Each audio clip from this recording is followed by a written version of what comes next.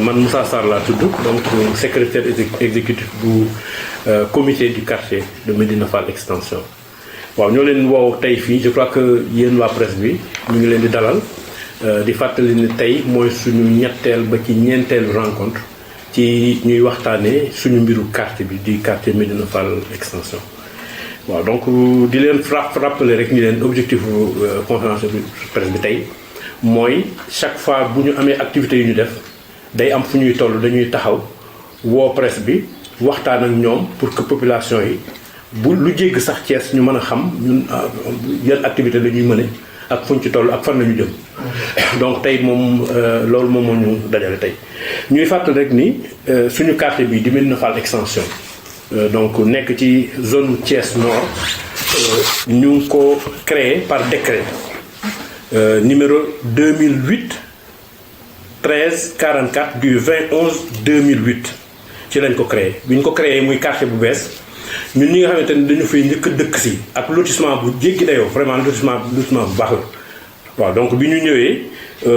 ñun ñi fi njëkk a dëkk ñun ñoo dajaloo daal di def lu ñuy wax un collectif la ñu defoon maanaam képp koo xamante ne amoon nga këyit fii dëkk nga dañ laa woo ñu def suñu benn collectif boobu nag bi ñu ñëwee li ñu njëkk a constaté ci quartier bi mooy dafa am yenn espace yoo xamante ni espace la yoo xamante ni waruñu ko woon a def dëkkuwaay ñu koy utiliser noo xamante ni rafetlu wuñu ko woon à l'époque ci la ñu booloo woon ñun ñëpp taxaw ni nan la ñuy def ba occupation yooyu ñuy wax occupation irrégulière maanaam occupation bu ñu wërta bu warul nan la ñuy def ba loolu jóg fii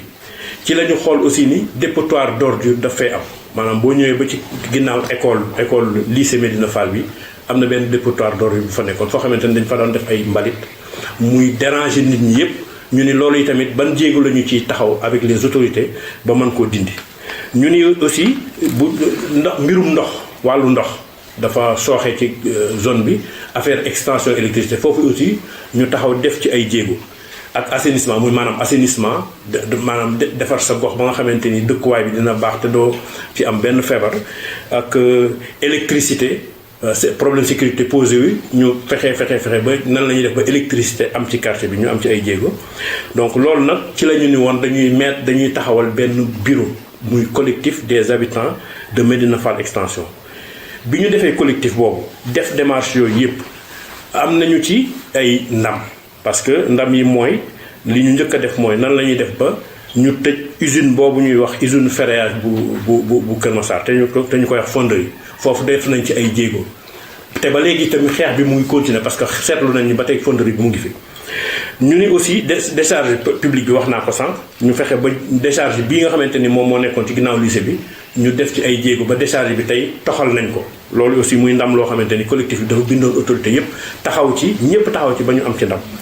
ñu def aussi renforcement réseau électrique wax naa ko sànq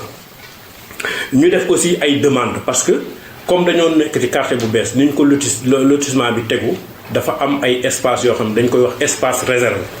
espace réservé yooyu yéen xam ngeen ni quartier yi nekk ci Thiès bari na quartier yoo xamante ni amatul benn espace réservé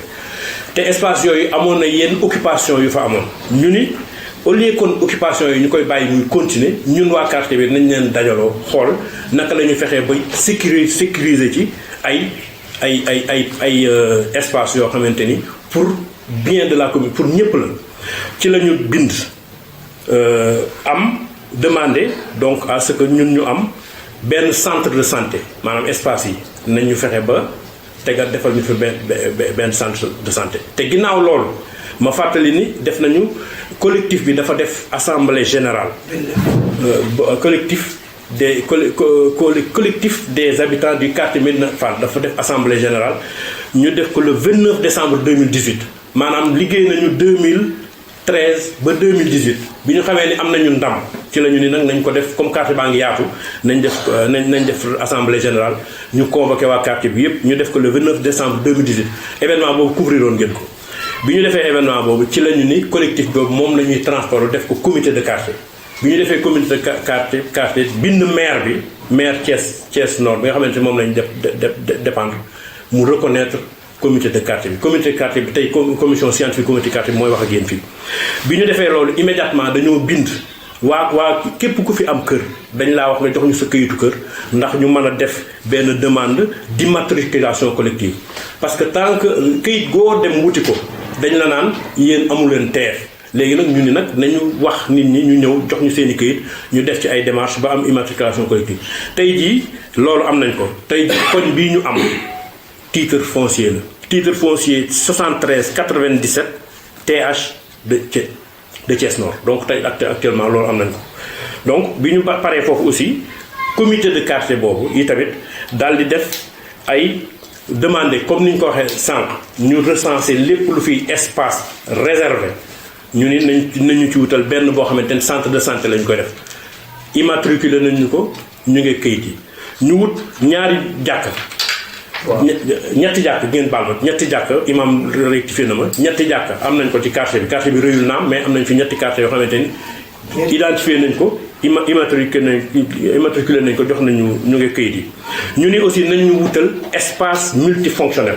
boo xamante ni lépp loo xamante ni xale yi dañ koy soxla ci wàllu tàggat ñu mën ko faa def mooy terrain de basket terrain de football bu bokk te terrain de football bi nga xamante ni dinaa ci ñëw ak lépp luy sport pour que xale yi am foo xamante ni fa la ñuy dajaloo loolu yi tamit am nañ ko ñu ni nañ ñu jox aussi ci espace yooyu une maison des jeunes de quartier loolu yi tamit am nañ ko ba muré nañ ko bu ñuy def suñu assemblée générale fa nañ koy defee assemblée générale bu 29 bi foofu lañ ko defee woon ñu ni aussi nañu wutal foo xamante dañu am château d'eau benn espace boo xamante ni château d'eau donc lay doon te képp ku ne xam nga ni château d'eau dafa am loo xamante ni mun nañ ko caa def château d'eau bu nekkee fii ci wet gi mën nañu def agriculture ci wet gi mën nañoo def mbay mën nañoo def yar ay ginaar ak lépp lu mu ñu doon en tout cas loolu pour intérêt population bi ñu ni aussi nañ def un espace pédagogique parce que nag njàng moom mooy tax xale yi mën a tekki suba lii ñuy def akus néew ñu am leneen lu ñu ciy teg ñu jël espace pédagogique yooyu may wax yëpp am nañu ko sécuriser nañ ko bi ñu seetee loolu ba pare ñu xool xam ni aussi am na yeneen problème yu am na nit ñoo xamante ni dañu fay ñëw am seeni terrain mais fa ñu am terrain malheureusement ci ay espace la te ñu tabax seeni kër ba pare yéen te képp ku ne xam na ni tey jii suñu réew mi salaire yi demee na noo xamante ni salaire u nit benn kër moo ci am fii moo ci xaj fii ngay retraité jamono neexul ñu ni ñooña nag duñu leen tojal duñu def dara dañuy demander autorités yi ñu fexe nan lañ leen di régulariser foofu ñu dëkk ñu encadré ko donc régularisation boobu def nañ ko espace occupé yi